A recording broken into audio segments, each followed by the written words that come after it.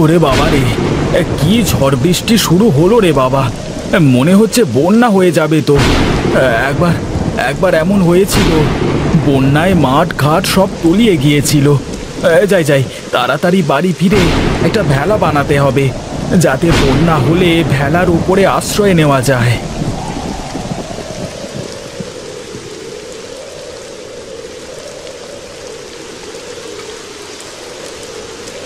গিন্নি, বলি ও গিন্নি, কোথায় গেলে তুমি? একটু এদিকে এসো তাড়াতাড়ি।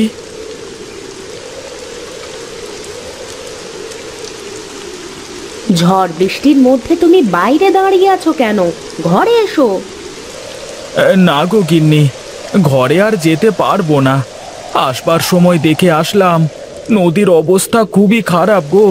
আর বৃষ্টি থামবার তো কোনো নামই নেই। তুমি এক কাজ করো, ঘরের মধ্য থেকে কাঁচিটা দাও। কেন, এই ঝড় বৃষ্টির মধ্যে কাচি কি করবে? তোমার কোথাও যেতে হবে না ঝড় বৃষ্টির মধ্যে, তুমি ঘরে এসো। আমি তোমার কাছে কাঁচি চাইলাম, কাঁচিটা দাও বেশি না বুঝে।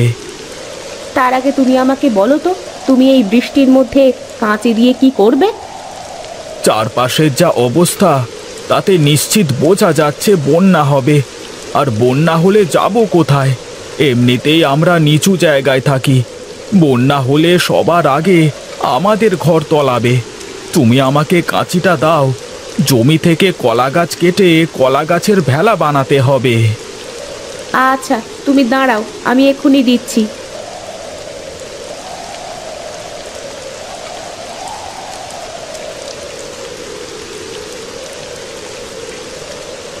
এই নাও কাঁচি।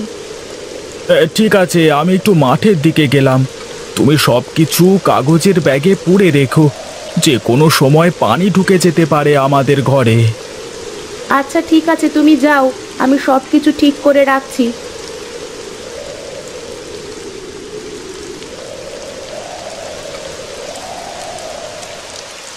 কি ব্যাপার নিতাই, বাইরের কি অবস্থা?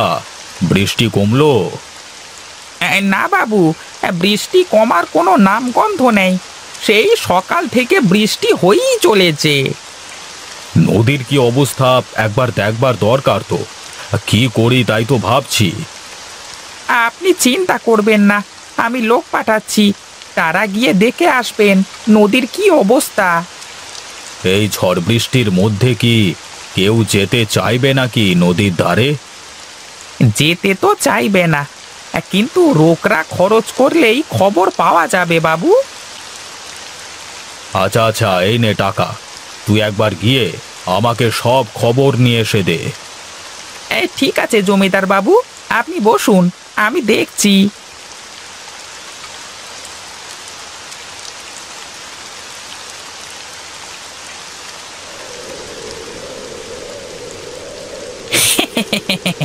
এই সকাল সকাল যা রোকরা কামিয়েছি না, এরকম প্রতিদিন চলতে থাকলে তো দুদিন পরে আমি জমিদার হয়ে যাব। যাই যাই, এখন নদীর অবস্থাটা দেখে আসি।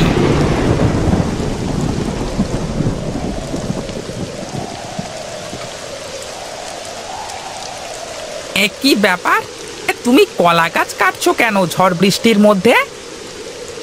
সে কথা বলেন না ভাই, যে কোনো সময় বন্যা হতে পারে। নদীর অবস্থা খুবই খারাপ, নদী একদম ভরে গেছে। যে কোনো সময় নদীর পানি গ্রামের মধ্যে ঢুকতে শুরু করবে। কি বলিস, বন্যা হবে? তাই তো মনে হচ্ছে। আগে থেকে সতর্ক হয়ে থাকা ভালো। বৃষ্টি থামবার কোনো নামগন্ধ নেই। এভাবে যদি আরও কিছুক্ষণ বৃষ্টি হতে থাকে, তাহলে খুব তাড়াতাড়ি সারা গ্রাম ডুবে যাবে। তাই আগে থেকে কলার ভেলা বানিয়ে রেখেছি। এই চুপচাপ বসে না থেকে তাড়াতাড়ি যাই। বন্যার কথা বলে নৌকা বানানোর জন্য মোটা টাকা হাতানো যাবে। হ্যাঁ, বুদ্ধি বুদ্ধি ভাই, আমার বুদ্ধি হেভি।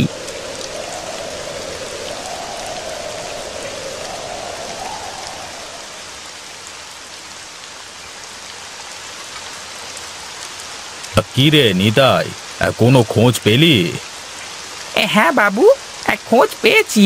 এই নদীর অবস্থা খুবই খারাপ, এই যে কোনো সময় নদীর পানি গ্রামে ঢুকে পড়বে।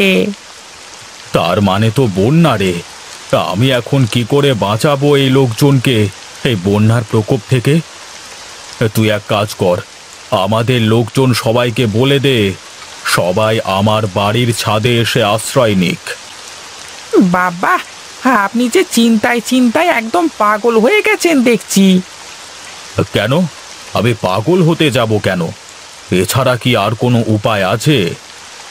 বাবু, গ্রামের 10 ভাগের 1 ভাগ লোকও আপনার বাড়ির ছাদে আঁটবে না। তাই তো, আমি এখন কি করে বাঁচাবো আমার লোকজনকে? বাবু, আপনি যদি বলেন তাহলে আমি একটা কাজ করতে পারি। হ্যাঁ হ্যাঁ, বল বল, তোর মাথায় যদি কোনো বুদ্ধি থাকে তাহলে আমাকে বল সেটা। হ্যাঁ বাবু, বুদ্ধি একটা আছে, কিন্তু এ তো অনেক টাকা খরচ পড়ে যাবে। এত খরচ দেবে কে বলুন দেখি?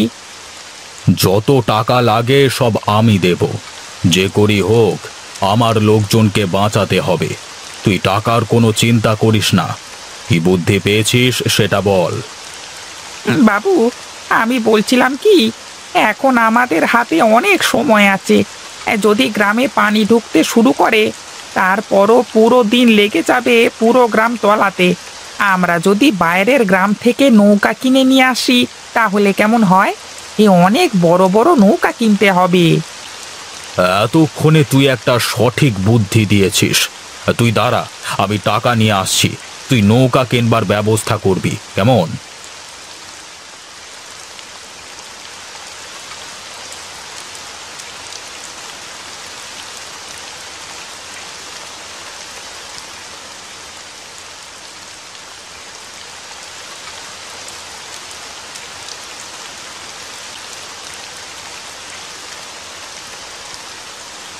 এই নে, এই ব্রিফকেসে অনেক টাকা আছে। তোর যত টাকা লাগে খরচ করিস। যা, দ্রুত গিয়ে নৌকা। গিন্নি, ও গিন্নি, কোথায় তুমি? দাটা নিয়ে একটু বাইরে এসো তাড়াতাড়ি।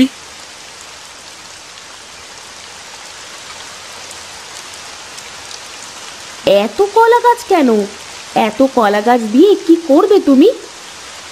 কি করব মানে, আমি অনেক ভেলা বানিয়ে রাখবো। যদি কারোর দরকার পড়ে বলা তো যায় না, প্রতিবেশীদের সাহায্য করা যাবে। দাটা দাও, আমি কয়েকটা বাঁশ কেটে আনি। এই নাও দা। তোমার বাড়ির প্রয়োজন নেই, এই সমস্ত জিনিসপত্র সব গুছিয়ে রেখেছো তো? হ্যাঁ, আমি সব জিনিসপত্র গুছিয়ে ফেলেছি। তুমি তাড়াতাড়ি তার সাথে ঘরে আসো। বৃষ্টিতে বেশি ভিজলে তোমার আবার শরীর খারাপ হয়ে যাবে। ঠিক আছে, তুমি ঘরের ভেতরে যাও, আমি আসছি।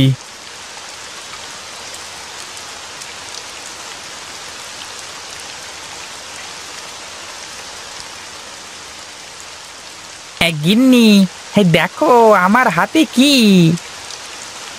কি আবার হবে? জমিদারের ফালতু কাগজপত্রের বাক্স ছাড়া? হ্যাঁ না গো গিন্নি, এই ব্রিফকেস ভর্তি টাকা। কই দেখি দেখি, ব্রিফকেসটা খোলো তো। ওরে বাবা, এত টাকা! আমি এত টাকা একসাথে কখনো দেখিনি। এই টাকা দিয়ে আমাদের সারা জীবন খুব ভালোভাবে কেটে যাবে। তা তুমি কোথায় পেলে গো এত টাকা? এই জমিদার বাবু আমাকে দিয়েছেন এই টাকা দিয়ে নৌকা কেনবার জন্য, কিন্তু এর অর্ধেক টাকা আমার আর অর্ধেক টাকা দিয়ে নৌকা কিনতে হবে। কেন, এই সময় আবার নৌকা কি হবে? আরে বৃষ্টির পানিতে নদী একদম ভরে গেছে। যে কোনো সময় নদীর পানি গ্রামে ঢুকে সারা গ্রাম তলিয়ে যাবে গো। তাই লোকজনকে আশ্রয় দেওয়ার জন্য নৌকা কিনতে বলেছেন। রাখো তোমার লোকজন, জামা কাপড় গোছাও, আর আমরা এই টাকা নিয়ে পালিয়ে যাব। কিন্তু মানুষজনের কি হবে? সে মানুষজনের যা হওয়ার হবে। তুমি এখন চলো তো, আমি যা বলি তাই করো। কথায় আছে না, হাতের লক্ষ্মী পায়ে ফেলতে নেই। আচ্ছা ঠিক আছে, তাই হবে।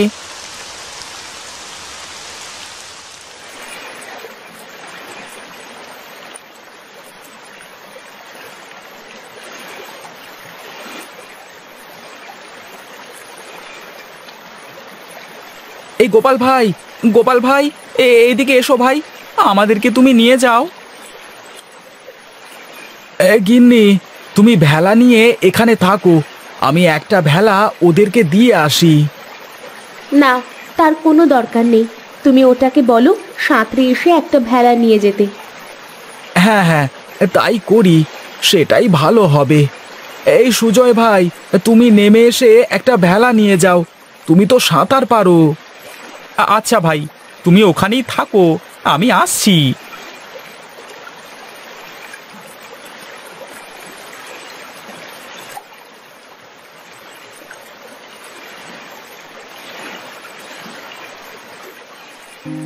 কি যে করি, লোকজনদের কি করে বাঁচাবো আমি?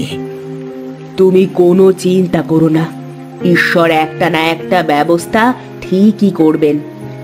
কিন্তু এই নিতাই কোথায় গেল? ওকে তো আমি অনেকগুলো টাকা দিয়েছিলাম নৌকা কেনবার জন্য। ওই ব্যাটা ভেগেছে মনে হয়। এতগুলো টাকা ওর হাতে দেওয়া একদম ঠিক হয়নি।